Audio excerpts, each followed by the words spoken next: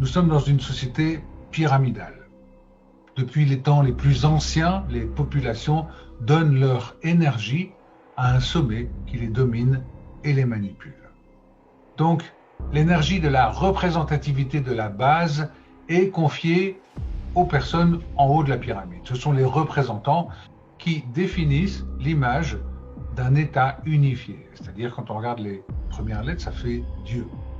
Donc, ces représentants légifèrent et ils déterminent la notion d'échange. Ils devisent sur les conditions de l'échange et effectivement, ils vont nous imposer des devises qui sont en fait le retour de l'énergie vitale qui a été fournie par la base. En fait, il s'agit de transformer la chape de plomb en or. Effectivement, ces représentants possèdent les secrets de l'alchimie, le secret de Poséidon, d'ailleurs, qui était père du Cyclope, d'où ce symbole de l'œil qu'on peut voir en haut des pyramides. Celui qui a reçu la représentativité de l'humain va pouvoir agir sur lui, puisque l'humain lui a donné sa propre volonté. L'humain ne vaut plus rien, puisqu'un autre exerce sa représentativité. L'autre exerce pour deux, il est à la fois le dominant qui domine son frère. Et quand des millions d'humains pensent qu'ils ne sont que matière, le représentant domine sur l'essence, sur l'esprit de tous. Et là, on voit clairement que la pyramide est une déclaration de guerre. C'est comme si on nous disait, nous allons récupérer le monde dans lequel vous vivez. Et d'ailleurs, nous allons enfermer vos 4 dimensions dans les 4 côtés de la pyramide. Et nos 4 dimensions sont nos 3 dimensions physiques, en haut, en bas, devant, derrière et de chaque côté, et notre capacité à analyser, c'est-à-dire notre dimension spirituelle. Et ces 4 dimensions sont enfermées dans les 4 côtés de la pyramide. Et du coup, le dominant est redoutable, parce qu'il a formé des générations d'ignorants depuis la nuit des temps. Des ignorants qui ignorent fondamentalement les lois du vivant, de l'esprit et de la matière, et qui ignorent aussi que agir sur l'esprit d'un autre, c'est soit le détruire dans la matière, soit l'influencer à agir lui-même sur la matière. C'est comme si le dominant nous disait « je suis le dominant, je vous commande, j'agis par mon esprit sur vos esprits et vous agirez vous-même sur le vivant, c'est-à-dire sur l'animal, en vous déclenchant des guerres, sur le minéral et sur le végétal. » Nous sommes donc dans une civilisation du contrôle par hiérarchisation pyramidale. Elle a conquis toute la planète en dominant sur toutes les populations. Elle a créé 3 dogmes principaux, les Davidiens, c'est-à-dire Israël, les Juifs, les sionistes, la chrétienté et l'islam. Chacune de ces maisons s'est immédiatement retrouvée enclavée dans la pyramide pour 3 raisons. D'abord pour contrôler la population, pour éviter que la population accède au savoir et pour lui ôter toute envie de s'émanciper. Et c'est un mal très ancien qui remonte à la nuit des temps. Les propriétés de la pyramide sont dans la structure de la pyramide, donc les individus sont la propriété de la structure. La seule piste pour nous en défaire, c'est la connaissance. La compréhension de ce mécanisme par la majorité des humains. Cette connaissance est déterminante parce que cette connaissance est plus forte que toutes nos opinions sur les choses qui nous divertissent et qui nous détournent de la compréhension.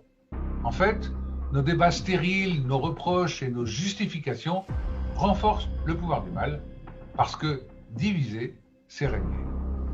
Et dans cette pyramide, le système d'exploitation utilise la représentativité qui est captée à la source de la pyramide et légiférée par le haut.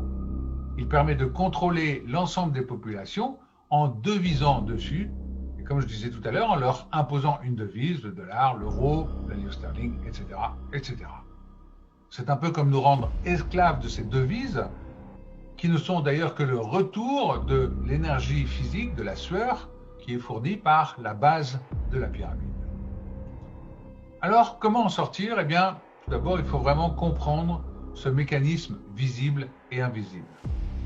Il faut aussi accepter l'autre comme égal à nous-mêmes. Nous sommes tous égaux, c'est une loi fondamentale. Il faut se donner la main. Et il faut aussi arrêter de chercher à marchander l'humanité ou la création, c'est-à-dire de faire un commerce de toutes choses. Et la connaissance est déterminante parce que les propriétés de la pyramide sont dans la structure de la pyramide. Aujourd'hui, la transition est engagée. Et c'est un combat à mener pour chacun de nous.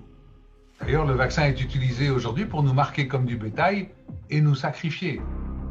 Alors nous devons arrêter de tourner en rond en marchant dans le monde de l'illusion, dans cette troisième dimension, parce que la quatrième dimension, c'est la capacité de perception et de compréhension. Et aujourd'hui, nous y sommes, nous pénétrons dans cette quatrième dimension. Alors, encore une fois, nous devons sortir de la règle d'engagement, c'est-à-dire arrêter de donner la propriété de notre volonté à un autre. Nous devons nous unir entre personnes capables de comprendre. Nous devons nous engager totalement et avec sérieux. Nous devons aussi être capables de savoir mieux travailler ensemble.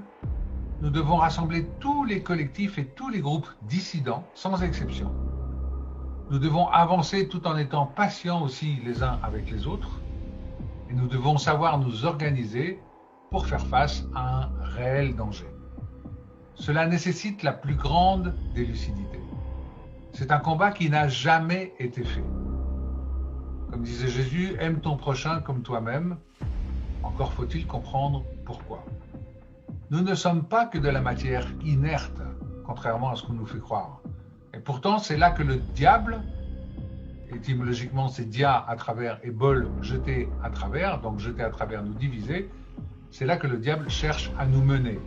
Il prétend que nous sommes seuls, il nous a fait croire que nous n'avons pas de lien avec notre environnement, il nous a coupés de tous nos retranchements, il nous coupe les uns des autres, et il compte son bétail, il fait la guerre en dominant sur la matière. Alors en conclusion, nous n'avons pas d'autre choix que de retrouver notre unicité. Faute de quoi, nous sommes condamnés à disparaître.